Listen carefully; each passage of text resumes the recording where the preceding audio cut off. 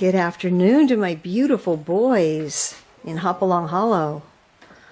Look at their tails. This year they're going to be absolutely strutting their stuff. Because this is the first... Oh, see? He's already strutting his stuff. But the way I can tell their daddy apart is because his tail feathers will be at least 3 feet bigger than theirs. But isn't that gorgeous? What a full, gorgeous tail. Anyway, it's a beautiful winter day here in Hopalong Hollow. And a fine time to take stock of your garden, because in the winter, that's when you can really see what needs to be done.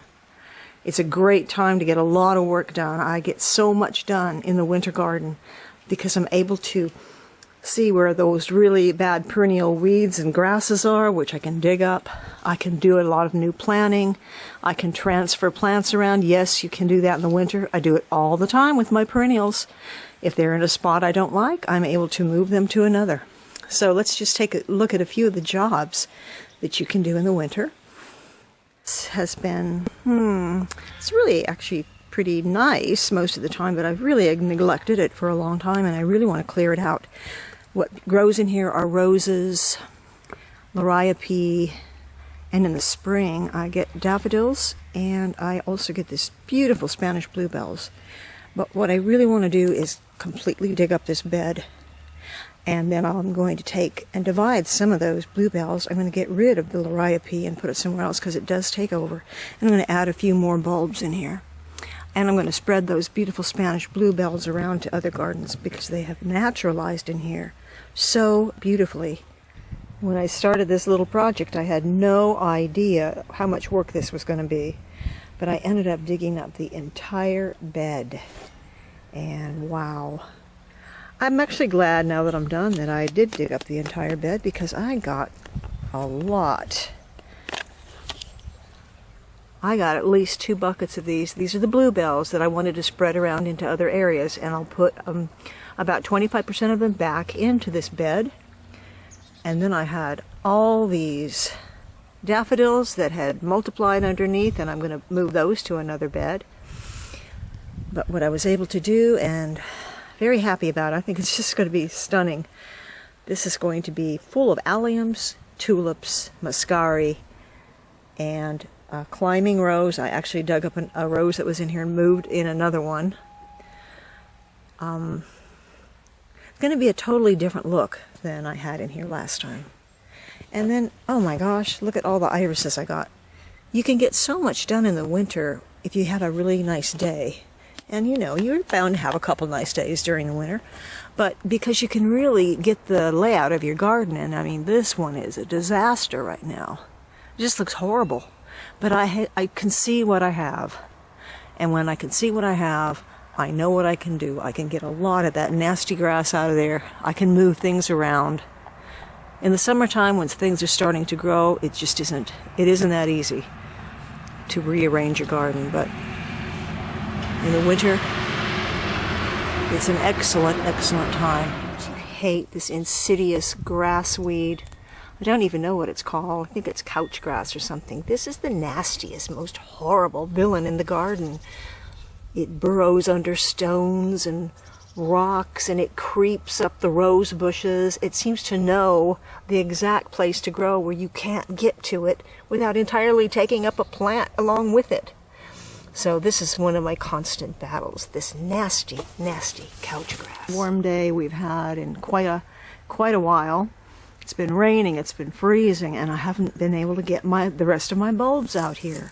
So today I'm hoping to put as much work as I can into getting the rest of my bulbs planted, and I'm going to start by rejuvenating this stone planter right here, which really needs a lot of work because it's just been sort of neglected for a couple years. But it's right here in the front walkway, and down here this bed's pretty full. It's got muscaris, daffodils, geraniums, and liatris. But this one here, I just have a lot of trouble keeping it beautiful. So I'm going to really do a lot of work on this today. And also clean out this little froggy pond, which has been terribly neglected. Oh my gosh, the lily pads just took over the little bitty pond. This thing was so huge. It took me so long to get it out of there. Look at all those roots. So I don't know what to do with it. I'm certainly not going to leave it in there. I mean, it's just devouring the pond. I took one small piece of it and dropped it back into that little frog pond. And a little frog peeped his head up and said, "Thank you." This bed completely filled with spring and summer bulbs now, whereas before it was nothing but liriope. I'm happy to get rid of that. And along here I still have so many more daffodils that I dug up from another garden that I can put in here, but it's already got geraniums, lots of muscari, and I have lots of those bluebells that I dug up from another garden. So this is going to be a beautiful entryway to the front porch in the spring and summer. And here's that mess of roots from the lily pad. See how I've really cleared out this section of the garden. And this was the one part of this little strip along the walkway that didn't have any daffodils or any plants of importance to me. It was just kind of a conglomerated mess with a variety of grasses and some nondescript plants and a lot of this ivy and of course the typical couch grass. So really, really cleaned it out very well. I'm clearing the soil. I've worked in some compost, and I'm going to take the remaining wonderful bluebells that I've gathered from the other garden, all those extra bluebells and all those extra daffodils, and I'm going to fill this section, just fill it, stuff it with those extra bulbs that I have, so that in the spring, as you walk along this path, it's just going to be a joyous, joyous greeting as you walk up the steps. So, one final turn, and then I'm going to start digging some trenches, 7 inches deep, to plant my daffodils. Then I'll go up a couple inches, and on top of those daffodils, oh, I've got a lot of good worms in here. A lot of good worms. You don't want to hurt those little worms. I'm glad Peggy isn't with me today because she'd be devouring all these worms.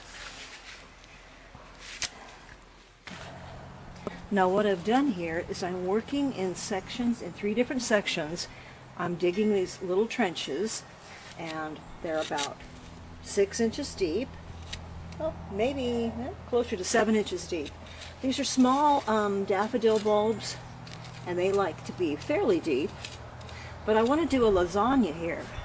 So I'm taking the bulbs that I dug from the other garden, all those extra bulbs that I had that had multiplied and naturalized, and I have so many that I'm just going to spread them around. And so I've got the Spanish bluebells, and I've got the daffodils, and now here I have some salmon impression tulips, and I'm going to put all of them together in this section.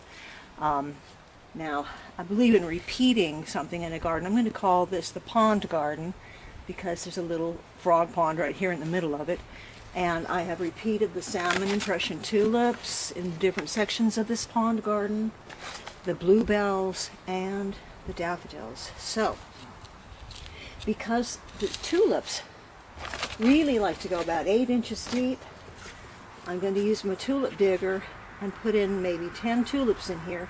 So I'm going to go about 2 inches deeper with my digger, about 2 inches deeper. These things are really handy as long as your soil is nice and wet. And it's been raining all week. Now I want to sprinkle a little of this bulb food throughout the whole place. And then I'm just gonna, ooh, that stuff really stinks. Well, you know, it's fish basically. Put my little tulip in there. So with that 2 extra inches, these tulips are basically going to be about 8 inches deep, just the way they like it. Now I know where it is because I can see that soil there. Keep on doing that. These are great. You just squeeze it in there. Keep on twisting and turning it. You get the soil. You put in your bulb. Better drop in a little more food. And, oops, there we go. And you release that soil and push it back in. So I'll put about 10 of those in, and then I'll have the rest of the space to put in my daffodils and my bluebells. So our final planting in here are, the final planting in here are the Spanish bluebells, and I'm going to put them in here pretty thickly. And in a couple of years I'll have to divide them again, but that's a problem that I don't mind having. So, as you can see, they're pretty close, but 2 inches apart. I don't know about that one. I think that one got cut into. It may not be any good. But I still have so much left. I'll be able to plant more of these in other gardens. This is going to be quite a progression of bloom, because the first thing that will come up will be those little daffodils, and then we're going to have the bluebells coming after that, and when the bluebells are just in their prime, those salmon tulips will come up, and that'll be such a beautiful color combination. So think about lasagna planting in your borders and along your walkways, so that you have a nice bloom all the way from early spring to late spring, and sometimes even summer. Be sure to keep your journal with rough sketches of your gardens so that you know what you've planted everywhere, because it's so easy to forget what you have sunk into the earth, especially when you're doing seeds and bulbs. And so I do that with every single garden. I just make a rough sketch of it so I have a pretty good idea of what I planted and where. And in this case, I've got, pages and pages of different gardens here. Here's the pond garden. And here's the pond garden. The winter job is to go prospecting for plants. Little volunteers, such as this hollyhock, will appear in your sidewalk cracks, in your patios, and in other gardens where you may not want them, but you can always move these, and I'll show you a great example of that. These little hollyhocks growing against this fence were transplanted from little volunteers that popped up in the sidewalk. I had so many of them that I was able to plant them every foot or so apart, 16 inches apart, all the way down the fence. A lot of them are still teeny tiny, but you will not believe how lush and beautiful these will be. Here's one, or two, or three that got a better head start, which were transplants from another garden. Little evening primrose, they're all over the place. I kind of like them in the sidewalk though, because they don't get very tall, and they're kind of pretty amongst the flagstones when they bloom. Oxeye daisies, weeds. I think that's Canterbury Bell. It's been stepped on a few times, but I'm going to move it. This is lots of black-eyed Susan. And here we have a volunteer lamb's ear. So I'll dig all these up and I'll move them to a garden where they can be happy and fulfill their life. Freezing rain, we've had a little bit of snow, we've had temperatures below 10 degrees. We've still got all these beautiful little perennials growing in here. And this is an oxeye daisy. It's growing in a place where I really don't want it. I'm going to use this as a pea bed, but I am going to dig them up. I have a special plan for them. So I'm digging them up, and you can absolutely transplant things in the wintertime. It is December 27th today, and look at that beautiful little plant. I'm going to put it in a garden where it will be much more, much happier amongst many other perennials and some bulbs. So there are all kinds of things that are growing in here. Some of them are weeds, and I'm going to take care of those as well. But I've got little strawberries that I want to move. I've got lots of little primroses coming up, and there's so many little, many black-eyed Susans, which can be moved at this time of year, put in another garden if you so desire. Right, Big? Oh, my little garden pal. Okay, let's see if I can't get you a worm. I'll get you one worm. There, you got your worm. Okay. Seeds that you see right here can be planted during the cold months. And they're all pretty self-explanatory, but it's just so very, very simple. I'm just loosening up the soil here. And in some cases, such as the poppies, I'm simply going to, as it says on the package, sow on bare soil. The bachelor buttons, the dame's rocket, and the larkspur want to go just below the soil surface. And then I'm going to cover everything with a very light sprinkling of peat moss. Then I'm just going to wait. Now I've sown everything that I wanted to sow in this particular long bed, and of course I've marked everything so that I don't have any mysteries when things start sprouting. I'll know exactly what that is, and I'll get to know that little plant. And the next time it comes up, I'll know exactly what it is, because you have to memorize and put in your head what these little things look like. You don't want to mistake them for weeds, obviously. Always mark your plants. And then a good way to do that would be with clay pots. That's what I use, clay pots and clay saucers. Now, I've covered these lightly with peat, and now I'm just going to let the rain, the sun, and the wonderful soil, and those wonderful little seeds do what they're supposed to do.